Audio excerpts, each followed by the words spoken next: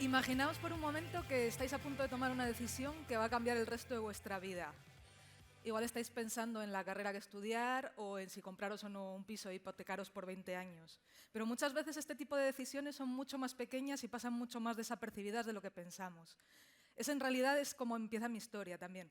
Un día, más o menos cuando tenía vuestra edad, tomé una decisión que en aquel momento parecía pequeña, pero que transformó no solo mi futuro profesional, sino también mi forma de ver el mundo, de enfrentarme al día a día, a la realidad.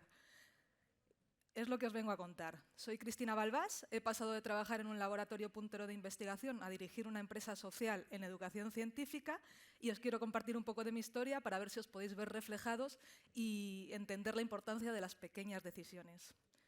Esa soy yo cuando tenía 9 años. Y disculparéis un poco la estética de los 90, os prometo que esos estampados se llevaban en aquel momento. Los Reyes Magos me trajeron un microscopio por Navidad y en mi caso eso abrió la perspectiva de dedicarme a algo relacionado con la ciencia. Yo iba persiguiendo a mis padres por la casa para que mi madre se quitara un pelo y mirarle al microscopio y me di cuenta de que me gustaba mucho este poder descubrir las cosas pequeñas, las que no vemos a simple vista. Y si lo piensas y si ahora hablas con cualquiera que se dedique a la ciencia o a la investigación, verás que todo el mundo tiene una experiencia cuando eran pequeños que les marcó. Y esto es una cosa que tenemos muy en cuenta en nuestro día a día en Escuelab. Yo vivía en Burgos en aquel momento, vengo de una familia de clase media y en aquel momento si te gustaban las ciencias y la biología, lo que se planteaba cuando vivías en Burgos era que te ibas a ir a Salamanca a estudiar en la universidad allí. Pero esto cambió cuando a los 16 años descubrí las becas de colegios del Mundo Unido. Y esto es lo que yo llamo mi primer momento, ¿qué pasaría si? Es una beca súper difícil, se presentan más de 500 personas, dan 10 becas en toda España. Yo soy una chica de Burgos, de un instituto público, no me la dan ni de coña, pensé. Digo, pero bueno, ¿y qué pasaría si lo intento? ¿No? Es una solicitud, la mando y ya veremos, yo sigo con mi día a día. Pues resulta que el comité de selección vio potencial en mí y me dio la beca y acabé estudiando 2 años en el Colegio del Mundo Unido de Hong Kong.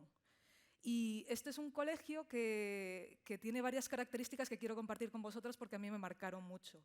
La primera es que mezcla culturas muy distintas y puntos de vista muy diversos. La segunda es que sigue el bachillerato internacional, que es un modelo educativo que, al revés que en España, no se centra en la memorización, sino más bien en entender y en razonar. Y la tercera es que pone el foco en el servicio social, no solo en que los estudiantes hagamos voluntariado, sino en que nosotros, que en aquel momento teníamos 15, 16, 17 años, creemos y lideremos nuestros propios proyectos de impacto social. Que esto para mí fue revelador, porque si a los 15, 16 años puedes empezar un proyecto y con apoyo de los profes conseguir tener impacto, ¿qué puedes hacer luego cuando tengas 18, 20, 30? Para mí hizo clic. Y hicimos proyectos como este que veis en la foto. Ahí estamos en la tribu She, que es una etnia muy pequeñita en un sitio súper rural de la China interior, dando clases de inglés a los niños que no habían visto a un extranjero en su vida.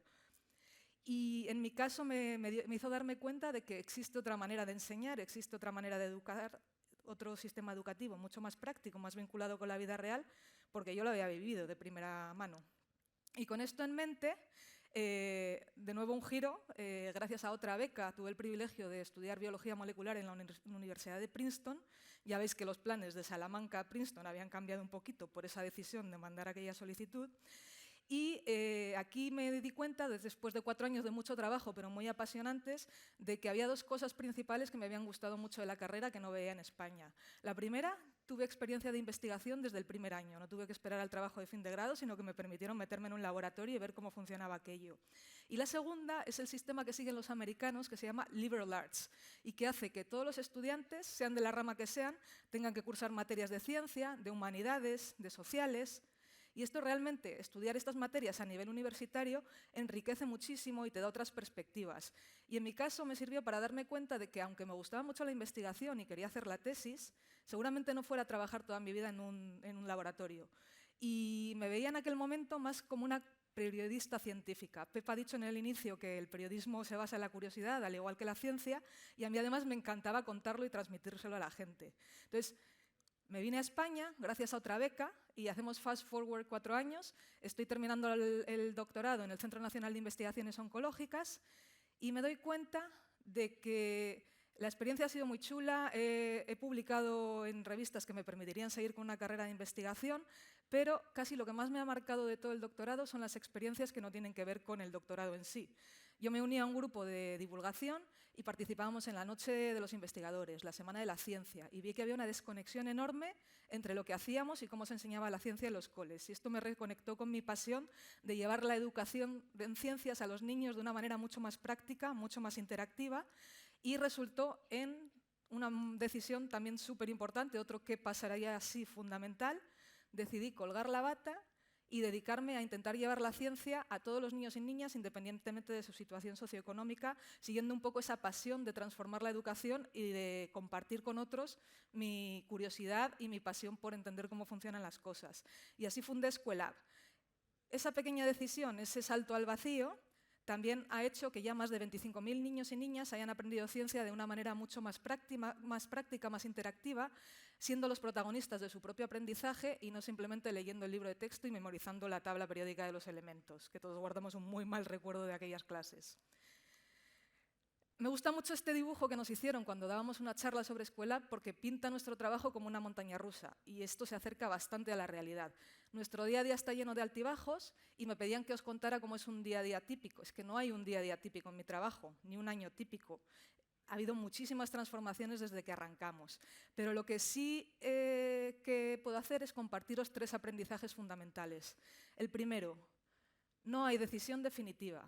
Muchos de vosotros os estáis planteando que vais a estudiar en el futuro y lo veis como algo clave y si no sacáis la nota que necesitáis en la EBAU para entrar en la carrera que queréis vais a ser unos fracasados. Nada que ver. Os lo dice una bióloga molecular que ahora trabaja dirigiendo una empresa de impacto social en educación científica.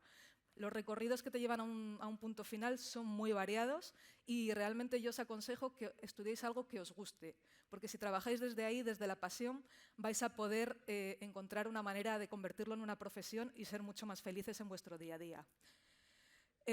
Tampoco os puedo contar cómo va a ser el futuro de mi profesión porque la realidad cambia a toda velocidad, lo hemos visto en las charlas anteriores, la educación tiene que cambiar al mismo ritmo y yo como gerente de una empresa tengo que hacer que mi empresa también cambie y evolucione. Lo que sí os puedo garantizar es que si os dedicáis a esto no os vais a aburrir. Y aquí os dejo también una lección más. Aprender siempre suma. Todo eso que veis en la pantalla son habilidades que se desarrollan haciendo un doctorado. Pero si dais una vuelta a la manera de verlas y lo veis desde el punto de vista de la empresa, también son habilidades necesarias para llevar a cabo un proyecto empresarial con éxito. Si yo no hubiera hecho el doctorado, seguramente no habría conseguido traer Scuelab al punto en el que está actualmente. Y voy a mi tercer punto, y ya con esto concluyo. Son épocas de cambios, de incertidumbres. No tengo ni idea de cómo va a ser Scuelab el año que viene. Lo único que sé es que siempre vamos a tener nuestro propósito en el centro. Esto es un concepto japonés, el Ikigai, lo que te gusta, lo que el mundo necesita, lo que se te da bien y por lo que te pagan. Si vosotros conseguís tomar decisiones basándose en vuestro propósito, con el propósito en el centro, vais a lograr encontrar el Ikigai. El mío es Scuelab, yo os he contado un poco cómo llegué a encontrarlo. ¿Cuál es el vuestro? Os invito a preguntaros qué pasaría si y atreveros a responder la pregunta. Muchas gracias. Gracias a ti, Cristina Balbán, que por cierto va a estar en la zona 6